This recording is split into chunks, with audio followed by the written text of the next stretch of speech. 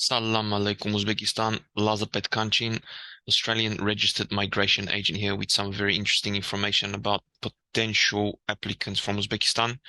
The Australian government recently announced that there's a workforce shortage in aged care facilities in Australia, meaning there's not enough workers in this field or in this industry. As a result, the Australian government has announced the creation of an aged care industry labour agreement, which allows or lets sponsors sponsor overseas workers for up to 4 years initially on this visa over here, and then on a permanent visa, which is this visa over here. Now, that is subject to certain criteria. However, overall, there are a number of concessions. One of the biggest concessions would be the type of work a person can do.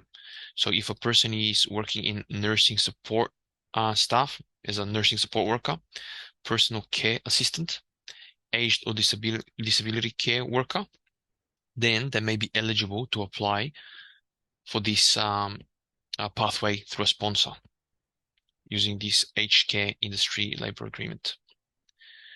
Now, some of the concessions.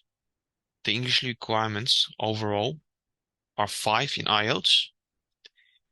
And if you work in a particular culturally or linguistically diverse center, IELTS requirements would be 4.5.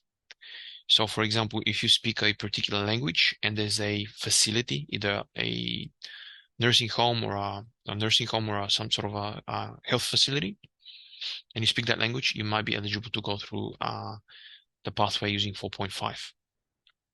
Now, the requirements for the permanent visa, and for those of you who don't know what a permanent visa is, that's similar to the American green card, IELTS 5.5, which is still quite low.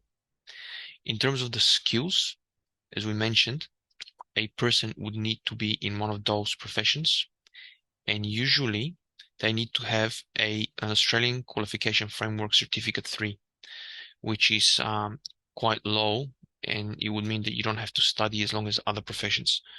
So going on this site here, asqa.gov.au, we can see that in Australia, usually that would be 1 to 2 years of study. Now, it may be possible to do it quicker. We're not sure. It really depends on the way the course is set up. But nevertheless, this is a Certificate 3. We can see the Certificate 3 is below 4, below diploma, below advanced diploma and whatnot. So it's a relatively short course.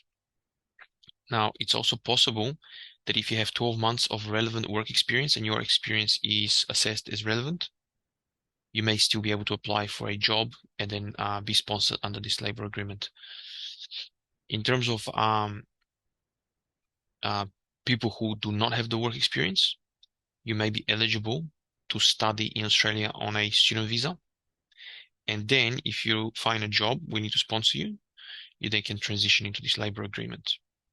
Now, in each person's case will be individual. So we cannot say if every single pathway will be, we cannot say that this pathway will be applicable to everyone. However, you can get in touch with us and we can review your case in more details. Now, the minimum salary would need to be 51,222. However, very often that will be higher. There's going to be penalty rates and additional, I guess, depending how long you work, how many hours. Age, there is no requirement or limit for the work visa, 482. However, the cutoff for the 186 is 45 years of age.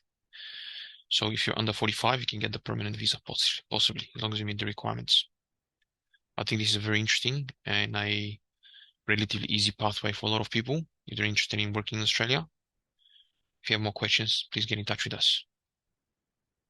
Over and out. Lazapet Kanchin, Australian Immigration Agent.